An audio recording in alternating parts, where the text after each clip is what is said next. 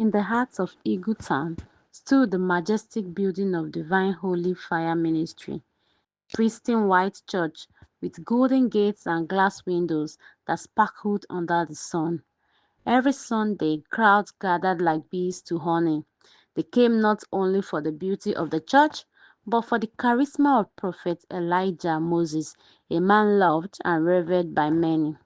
He was known for healing the sick, casting out demons, and even helping families recover kidnapped loved ones. Beside him was his stunning wife, Mommy Gio, known for her grace, beauty, and elegant dressing. With their two children, Dorcas, who is 10, and Mark, 7, they look like the perfect spiritual family. But behind the pulpits, behind the fame, behind the miracles was a horrifying secret. One Monday afternoon, after school, Prophet Elijah's favorite child, Dorcas, was heading home with the family driver. Just a few minutes from the gate, masked men stopped the car. The driver was threatened and tied. Dorcas screamed and struggled, but they snatched her away. She vanished into the shadows.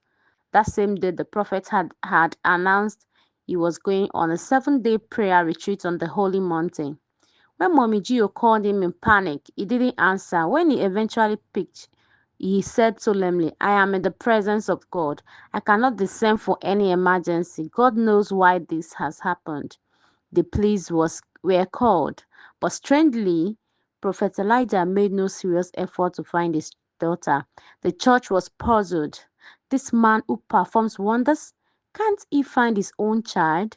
Mommy Gio cried herself to sleep every night, but she was under the prophet's control, and the congregation dare not question the man of God. So does the darkness weeks. Weeks passed, Dorcas was never found, yet the church expanded rapidly. Donations flowed in. Prophet Elijah became even more famous, touring different states, preaching at crusades, shaking hands with governors and celebrities. The congregation celebrated, but Mommy Gio was dying inside. Her daughter was gone, and her husband had become colder. Mark missed his sister deeply, but was told to stay strong and trust God. One night, Mommy Gio was sleeping beside her son when she felt pressure on her neck. Someone was trying to choke her. She struggled awake and found her husband staring intensely at her. "Elijah, what are you doing?" He smiled strangely. "I had a vision that a spirit was attacking you. I was laying hands on you to deliver you." Though confused and shaking, Mommy Gio didn't question him. After all, how do you question a man the whole world calls prophet? But from that night on, she started watching him closely. One market day, Mommy Gio took Mark with her son. As they walked towards their car, a black van screeched to a stop, and Mark's men leaped out.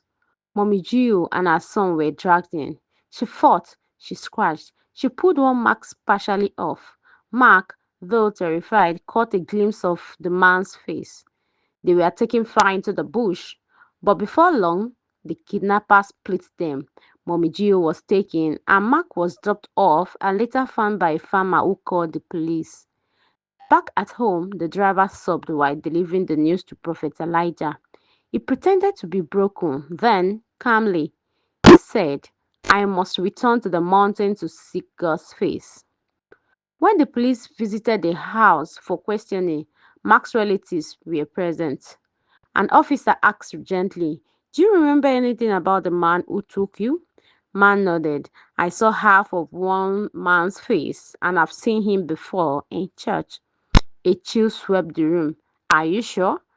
Mark nodded slowly, eyes wide with fear. But Daddy said not to tell anybody. The police grew more suspicious, but Prophet Elijah was untouchable. No one dared accuse him directly. It was a Sunday like no other. The worship hall at Divine Holy Fire Ministry overflowed with joyful noise, clapping, dancing, prophesying. Everyone felt anointed.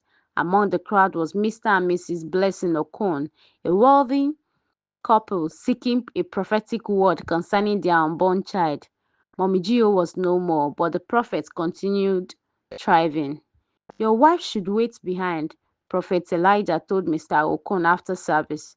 I need to lay hands on her privately, considering that she's pregnant. God showed me something serious concerning her womb. Mr. Okun waited outside in the car, confident his wife was in safe hands. Minutes turned to hours. His calls were ignored. No one would let him near the prophet's office. Fear crept in. When the security tried to delay him, he lost it and screamed, if I don't see my wife in the next 10 minutes, I'll burn this place down. People gathered. A commotion began. Some tried calming him down. He wasn't one to be easily dismissed. He was a known oil magnate with high-level connections. He called the divisional police officer directly. Within 30 minutes, sirens wailed outside the church. When the police forced their way into Prophet Elijah's office, they were stunned by what they saw. The heavily pregnant Blessing was lying on the cold, tiled floor, eyes fluttering, barely breathing. Her wrist had been cut, and strange white powder circled her body. Candles burned at every corner of the hidden room behind the office, a place none of the church staff had ever entered before. The prophet stood frozen, his robe stained with dirt and oil, holding a trowel. What is this? A senior officer barked. I was doing deliverance. She needed. Prophet Elijah stuttered, but couldn't finish. He collapsed to the ground in tears. The police quickly secured the unconscious woman, while a forensic team began digging the cemented floor. Then came the twist. Just as the officers uncovered the first body, Mark, the prophet's now 8-year-old son, rushed in with an elderly woman, his late mother's sister. Stop! That's my sister's clothes. That's my sister, she wailed. The remains were that of Mommy Gio, her jewelry and wedding ring still clutched tightly in skeletal fingers. But the second grave shocked even the police, a child skeleton with the initials DME engraved on a pink pendant near the neck. It was Dorcas. Mark screamed and clung to his hands. Yet the biggest twist was what Mr. Okon found on the decks nearby, a dusty book partly open. It was the prophet's covenant journal. Inside were handwritten notes and instructions from a certain high priest Odumbaku, who promised the prophet fame and power as long as he sacrificed everyone close every year. The evidence was overwhelming, but the prophet said something chilling during his interrogation. You don't understand. I was trying to stop. That's why I delayed this year's sacrifice. I loved her, I swear, but when the spirit comes, it takes control. As investigators read through the journal, one entry stood out. If you miss a yearly sacrifice, the year will reclaim all previous offerings. Your riches will turn to ashes. Your nail will rot like a wound. You must give another seed or lose all. Suddenly things made sense. The desperation, the erratic behavior, the increased aggression after his wife's death. But here is the final twist.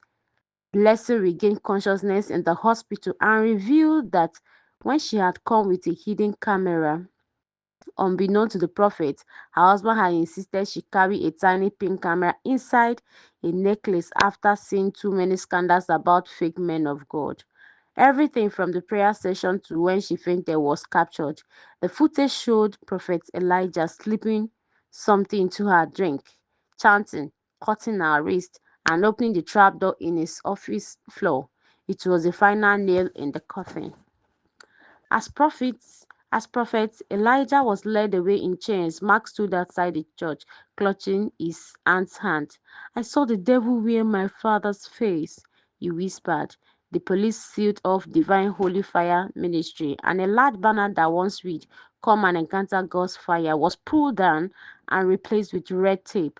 But deep underground, the cemented altar still echoed the silent screams of those betrayed by the man they trusted.